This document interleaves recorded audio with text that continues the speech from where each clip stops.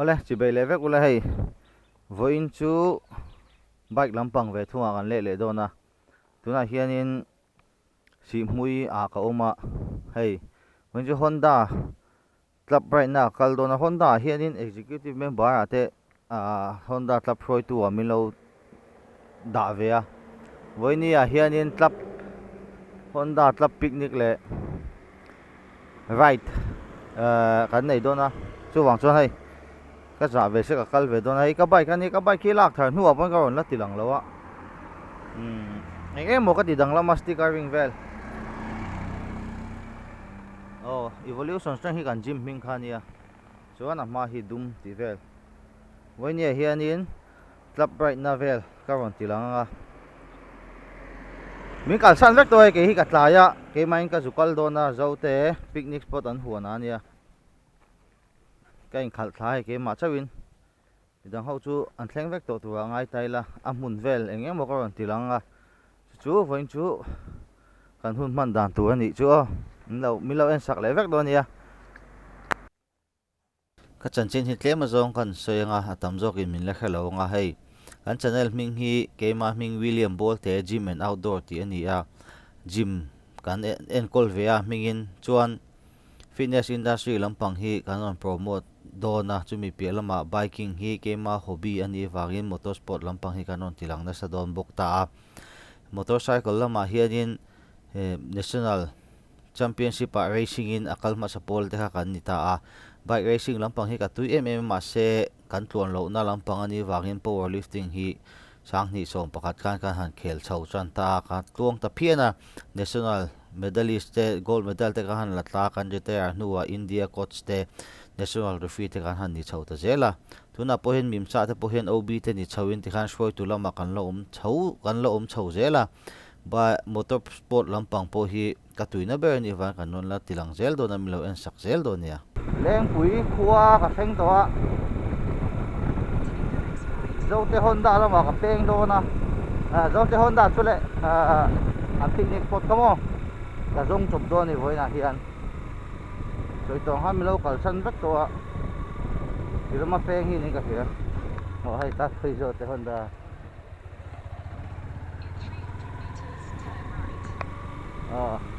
tan po hai là lâu này nỉ ha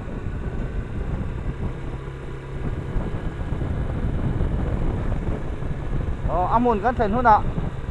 kanon tilang le do ni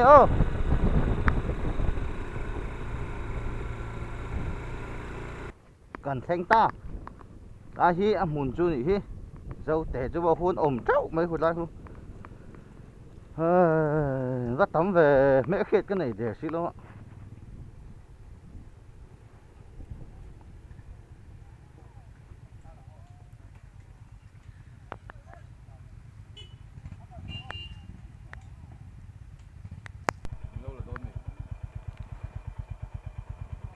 hay amun kan thenga hay cha mà secretary organizer ni bok ani hi ani ho na noya hianin hay da digi BGM ram ni tuang tlong ta ming bo ha khe hlom mấy thei ni hay thì hoi mo an la lu tuk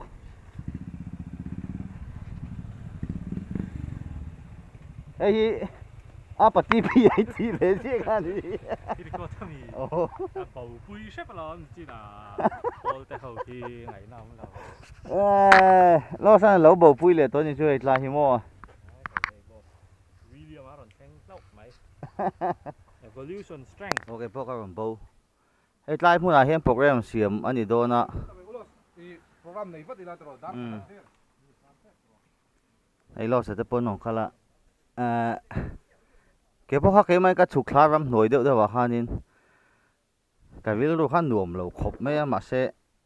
cái voi khát cần nó khăn gì xí tầm gió pon lâu bầu này hay lại sớm cái hàn party lúc còn nghe over chứ cái non thì lằng rét luôn nè ngày giờ tới picnic spot chỗ anh nè Honda club bike đi gần cái thật thâu mà xe cái này càng cái tầm over rồi tầm lúc tục ha cái expect nghe chứ cả khai lâu á gearless sao nó cái lâu ni gearless scooter không có hay bike superbike te pawh nawk keng ani ho chuan highness atam highness le CB 350 RS ti vel tiang ho hi voina kal ho chu an ni hi englo hi tam bawk ani kan bike ang hi sorry kan bike mi te kan thei hi soi mai do na CB 200X mo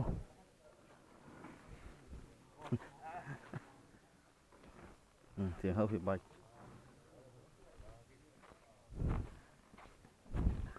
mấy xe pon om ve nual bike car gal ti lampang ang chi ho khamo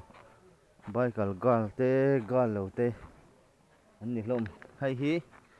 a huan chu picnic spot chu ni nuam khop mai hay picnic du tan po a fian re la ma se a hlai ti deuh hlak mai thaya leng pui khopel khania o we sen lampang ha hami ni lo jok a hlat dan chu nang ve lang thì họ hay rồi sẽ là hình nào đâu tên phải ra nè thì họ hay po sắp bao nhiêu tràn nhìn cái gì à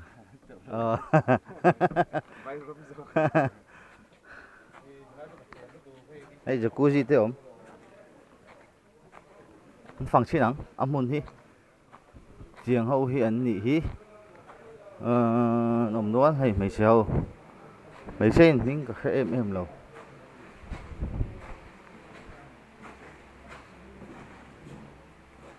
lại bathroom hay gần nhiều là thế ô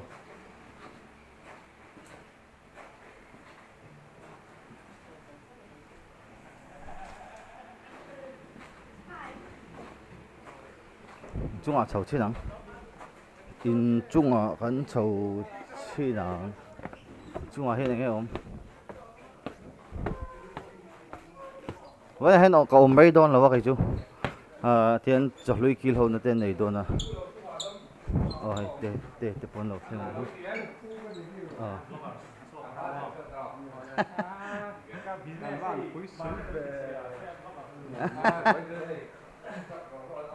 lại meeting hall này he này nôm mệt không mày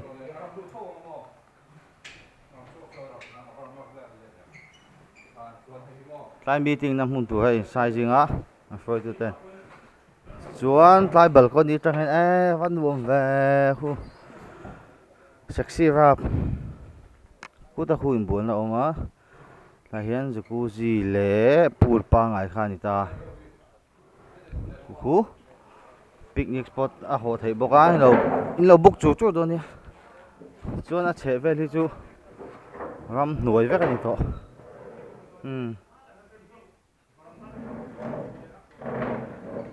leng pui khua kha chu khi khít thì lampang hi ni do ni chu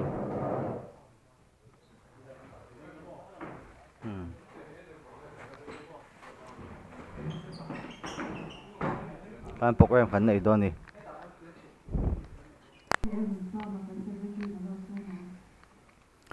ôi tu na hian phun sẽ tối te kan nei à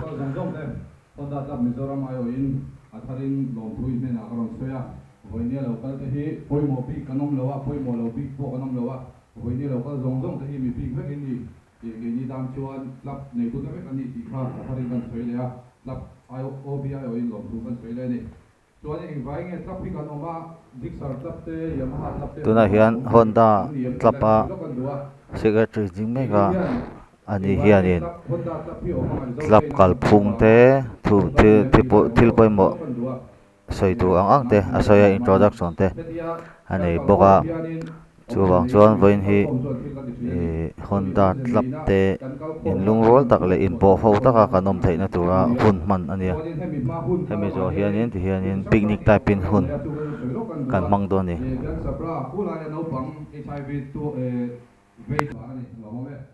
chuan in William bi van der fela mu ma ko khoi lo ding se ma ko lo bek se la ani hi ram tha au me la na hian in si bi tu ne ka thara ni ka soi ka sam do por lip ka hian por lip pi hian de zora ma kot kan nei ong chun ni ya certified kot kan nei ong chun ni ya a kan na la ma chuan in a ti thai bio de ni chuan chenai te po chenai rai skek ke in bang lam pa ma hian in lo su su tu te ka lo ni ve do ni chuan kan tran tu bu better real man so ma ani hi mun da chuanin sa kan ti ngai ni ya officer PWD lama ani chuanin kan nachin khanin self introduction te kan nei a ke ni te khami han din tir ve a tuna son lucky kopun akal zong zong tan hianin an siama helmet so apot fu in an man don tuna hian mo helmet te glove te apot fu in an man don tuna son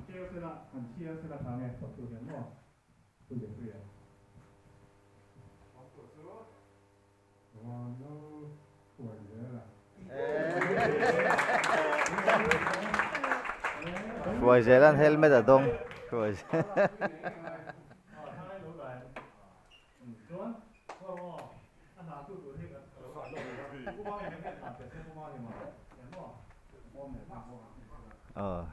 rồi zel hi kan nawan ya ai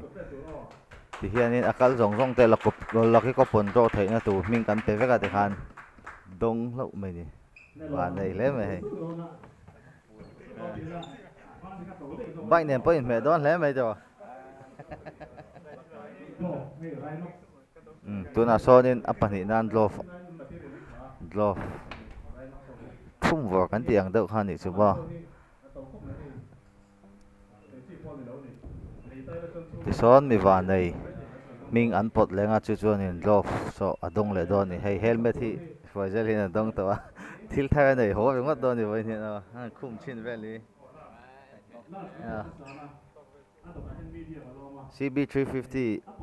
CB350X rồi này kha RS jok anh này hay in mẹ đó không mày helmet li lam hal đó mày cool đấy nó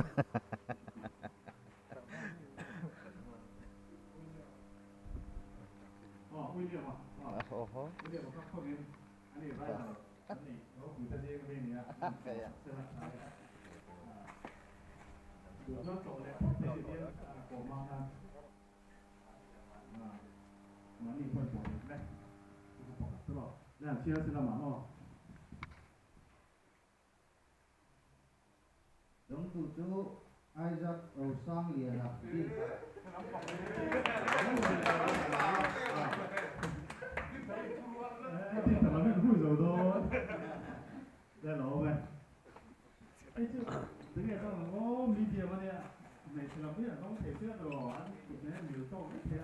có một viên phía từ nào rồi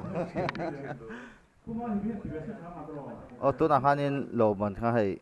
rồi giờ là chuyển ba thay là đông à cal đồn mua ven khát mặc khóc mấy tôi nào bắt thùng nan bật lên đó na glove thấu ha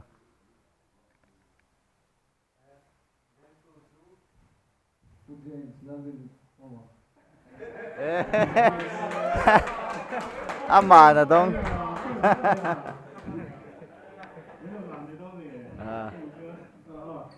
Honda Club President in apot futlat mai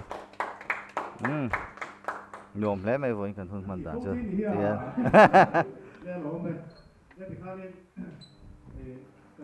tiếng am program te chu azawanga ti khanin kan enjoy do ni khutil ma khon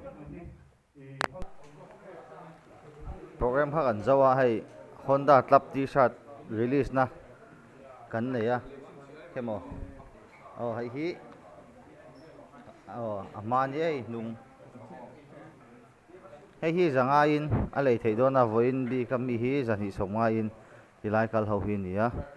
Honda traffic son company thap le hal lia Honda nei ho kha chuan lo lei vek ro Honda Club t-shirt release na nei pai ni ti hian ke chu ka ho san do na hei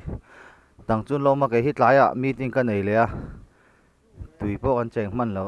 ani chu chon e nga mong cha an chho don ni ten ka in siam manga ke chu ka ho mai do na chu voina kan hun man dan chu ani bye bye vek